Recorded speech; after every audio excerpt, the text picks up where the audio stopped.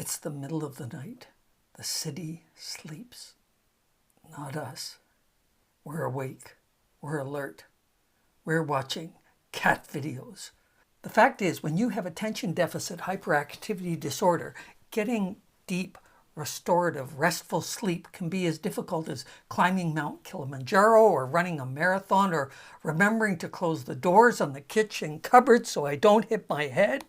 With ADHD, getting high-quality sleep is not easy or very likely, as I'm sure you well know. We're wide-eyed while everyone else enjoys some shut-eye. My wife's sawing logs and I'm mentally building a log cabin, or maybe a log houseboat or a sailboat. No, not a sailboat. That's, you have to wait for the boat. I know. Let's turn a school bus into an RV and then we could add a sauna. Or no, I don't like sauna. Poor sleep.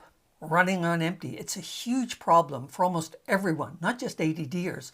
And that's good news, actually. The need for sleep has fueled a ton of research and produced many solutions and strategies and tricks and sleep aids and gadgets and apps, you name it, all designed to help you enjoy restful, restorative sleep.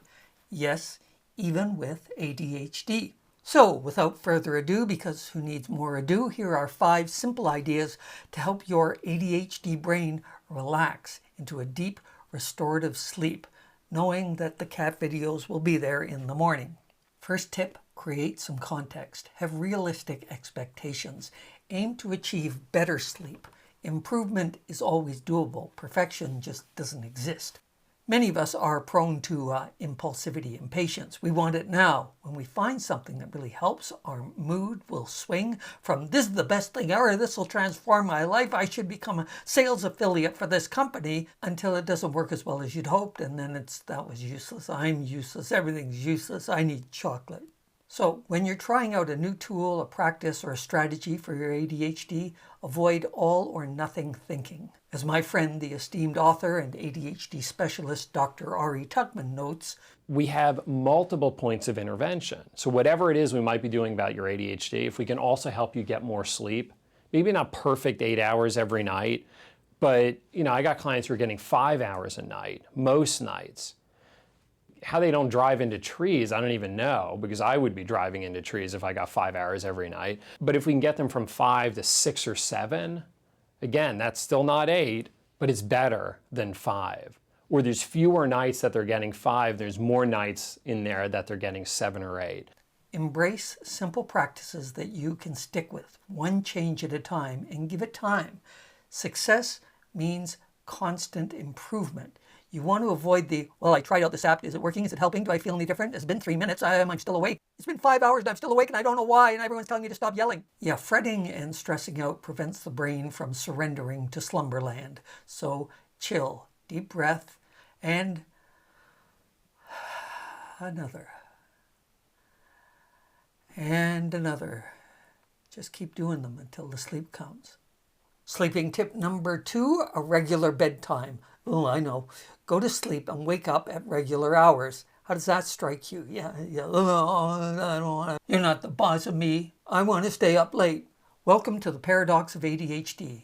I want to be more accomplished and happier and healthier, but when it comes time to do something that's vaguely uncomfortable, I'll start tomorrow. I promise. If you work Monday to Friday, then getting to bed at a regular time is probably a bit easier and obviously more beneficial. But if you stay up late on Friday night and Saturday night, you undo the good habit you've been building. And even for me, every night, it is a battle to get to sleep. It will never come naturally for me to go to bed early. It won't come naturally for me. I'm not a morning person, but I function very well in the morning. But it's literally a training. It's an effort to do that. Tip number 3, naps, 10 to 30 minutes long. It's really better to get up at 7 and take a nap than to sleep until 9 and stay up all day.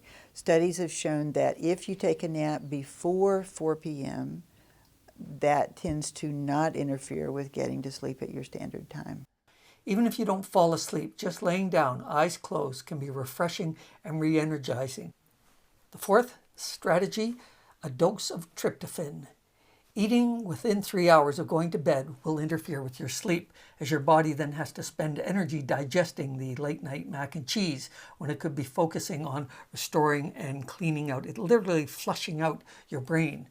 That said, if you can't sleep, Give yourself a dose of the sleep chemical tryptophan. It's one that you produce naturally. There's no prescription necessary, and it can be found in your body and in certain foods. Bananas, peanut butter, a glass of warm milk. It's also found in, among other foods, turkey, which is why after Thanksgiving dinner, everyone loosens their belt, and the vegans who didn't have the turkey have to do all the dishes. And yeah, there are prescription medicines, but a lot of us resist taking yet another medication, especially since there are natural alternatives. Melatonin is a sleep chemical your body produces naturally, and if you need more, melatonin's available in a little jar in the vitamins section of your pharmacy. A lot of people know that it works, and it makes them sleep like a log that snores, but that's okay. Finally, sleep secret number 5. If you can't sleep, don't just lay there stewing about it or letting your mind wander around, because our minds will tend to wander onto something upsetting, worrying, emotional, triggering, or otherwise negative. Instead, read. Reading takes effort, and by the end of the day, it can magically drain my brain into a soporific, is that the right word? So, into a stupor. But be warned, don't select anything too exciting. No horror, romance, true crime, spy novels. For example, my friend Linwood Barkley writes thrillers, and they're really, really good. Stephen King praises them. They're very, very good. They are page turners, and I don't want to be turning pages. I want to be asleep. So I don't read those books at night. Instead, read about something like, art history, travel, the life of John Philip Sousa, unless you really love art history or travel or brass band music. Pick something dull or mildly interesting. The history of canals. A guidebook to seabirds, the owner's manual for your car. These days I read every night. A book soon becomes heavy in my hands. My eyelids grow heavy, leaden, sagging down until I'm almost comatose. And then it's just lights out and I'm slumbering in less than a minute. So now you have 5 possible solutions to the problem of sleep deprivation. And the secret is consistency. The same, the regular routine. You see. Let me know in the comments which, if any, of these strategies you've used or are going to try, and do like and share. And of course, if you want more exclusive videos and a supportive tribe of fellow ADDers, become a patron. For a few dollars a month, you'll enjoy extra benefits. I won't get into them. To learn more about how you can become a patron, it's somewhere up here. There's something on the screen you click. Not me, the boxes.